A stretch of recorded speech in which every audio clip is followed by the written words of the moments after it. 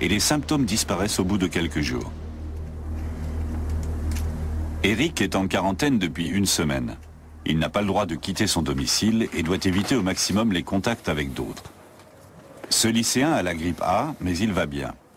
C'est lors d'un voyage scolaire en Espagne qu'Eric et 7 autres élèves ont été contaminés. Au retour, il s'est enrhumé et a eu des maux de tête. Il a pensé que ces symptômes étaient dus à un simple refroidissement ou à une fête trop arrosée.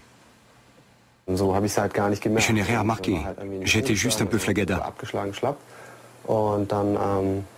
Le lendemain, le samedi, je suis même allé m'entraîner.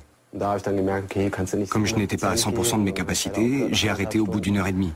Le soir, on est sorti faire la fête avec des copains, et le dimanche, j'étais un peu crevé.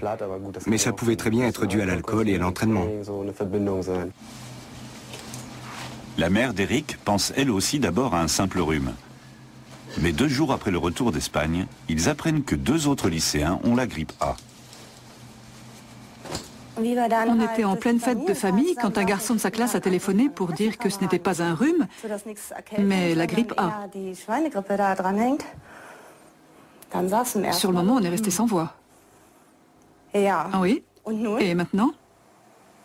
Eric appelle son médecin de famille pour savoir quoi faire. Mais au cabinet, on est peu préparé à cette pathologie-là. Malheureusement, l'assistante du médecin a été un peu dépassée par la situation. Elle m'a dit, je ne sais pas ce qu'il faut faire, venez pour un prélèvement. Alors je suis allé au cabinet. La salle d'attente était pleine à craquer. Un vrai festival de microbes. Le médecin pratique un prélèvement nasopharyngé et fait examiner les agents pathogènes présents dans la muqueuse. À Cologne, depuis la proclamation de la pandémie, les virologues n'ont pas une minute de répit. Au début, les analyses étaient systématiques pour chaque cas suspect. Aujourd'hui, seuls sont examinés les prélèvements des personnes à risque, comme les patients souffrant de maladies chroniques et les femmes enceintes. Dans le cas d'Eric, les présomptions de grippe A se confirment. Son médecin lui prescrit du Tamiflu, l'un des 2 antiviraux censés agir sur la grippe A. Il permettrait de réduire de 2 jours la durée de la maladie, à condition d'en prendre 48 heures au plus tard après l'apparition des premiers symptômes. Chez Eric, plus de 4 jours sont déjà écoulés. Il a des brûlures d'estomac et il est constamment fatigué. Je ne sais pas si c'est ça qui a vraiment agi. Parce que les symptômes ont de toute façon disparu très vite. Dans le cas d'Eric, l'évolution clinique a été bénigne, comme chez la plupart des patients atteints de la fameuse grippe A. Sur quoi se fonde alors la menace ressentie dans le monde entier? Les virologues sont rapidement parvenus à la conclusion que le virus était moins nocif qu'on ne le supposait. Université de Bonn. Christian Drosten est l'un des virologues qui ont découvert le virus du SRAS. Le syndrome respiratoire aigu sévère avait déclenché la première pandémie du siècle au printemps 2003. À l'époque, 8000 personnes l'avaient contracté. 918 étaient décédés quelques jours après l'infection, soit 10% des malades. Le SRAS représentait une menace importante du fait du taux de mortalité élevé, mais sa propagation avait rapidement été enrayée. Aujourd'hui, la situation est très différente. Le danger avec le virus de la grippe A, c'est qu'il touche tellement de gens qu'il se propage dans le monde entier. Mais à l'échelle d'un individu qui a contracté le virus, la létalité, la probabilité d'en mourir est extrêmement faible. Elle tourne autour de 0,1%, même si les statistiques actuelles ne permettent plus une grande précision, car les cas sont trop nombreux aujourd'hui pour être tous recensés. Dans le cas du SRAS, la létalité était 100 fois plus élevée. 10% des malades atteints du SRAS en sont morts. Selon les estimations, la grippe classique fait déjà à elle seule plus d'1 demi-million de morts par an dans le monde.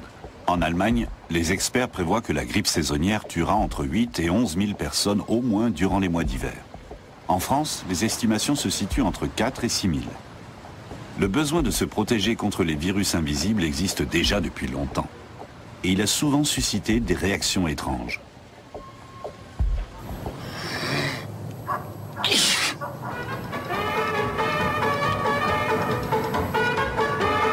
Unter der Grippeabwehrhaube Marke Agrippina gerät man zwar leicht ins Schwitzen, aber dafür können einem die kranken Nachbarn ruhig etwas husten. Après la déclaration de pandémie de l'OMS, les pays réagissent de manière très différente.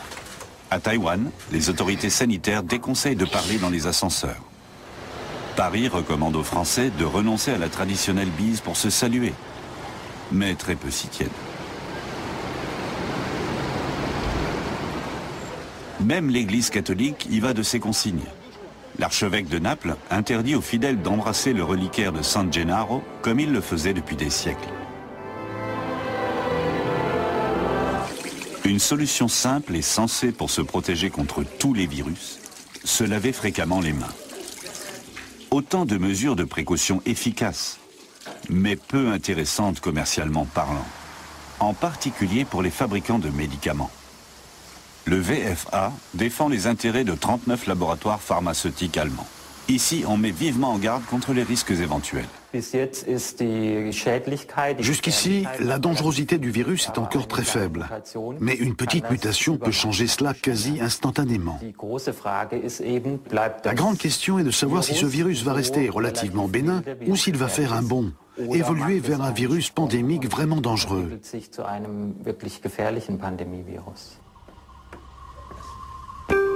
L'industrie pharmaceutique et l'OMS sont unanimes. Face à la menace mondiale de grippe A, le recours aux médicaments s'impose. Car il faut protéger la population.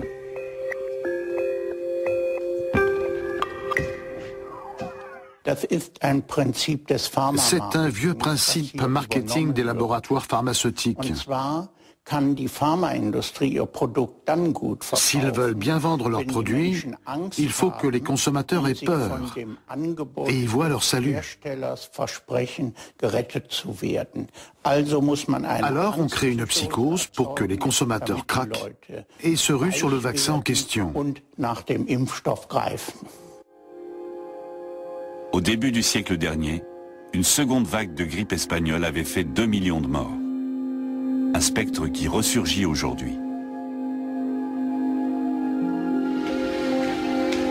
Mais à en croire les experts comme Patrick Zilberman, historien de la médecine, la situation n'est absolument pas comparable. La plupart des gens qui sont morts à cette époque de la grippe espagnole ne sont pas morts directement de la grippe. Ils sont morts des surinfections bactériennes, pneumonie, bronchopneumonie, etc., qu'aujourd'hui nous pourrions soigner grâce aux antibiotiques. Et c'est certainement là l'une des raisons, une seulement, mais une des raisons essentielles qui nous empêche de faire la comparaison. La pandémie aujourd'hui est assez modérée et n'a strictement rien à voir avec celle de 1918. Comme tous les virus de la grippe, le H1N1 est un de ceux dont la capacité à muter est la plus grande. Ces mutations peuvent faire apparaître de nouveaux types de virus dangereux. Mais pour les experts, les probabilités sont faibles dans le cas présent. On pourrait effectivement envisager que ce virus s'approprie certains segments génétiques d'autres virus très dangereux, comme ceux de la grippe aviaire, et qu'il devienne très virulent à son tour.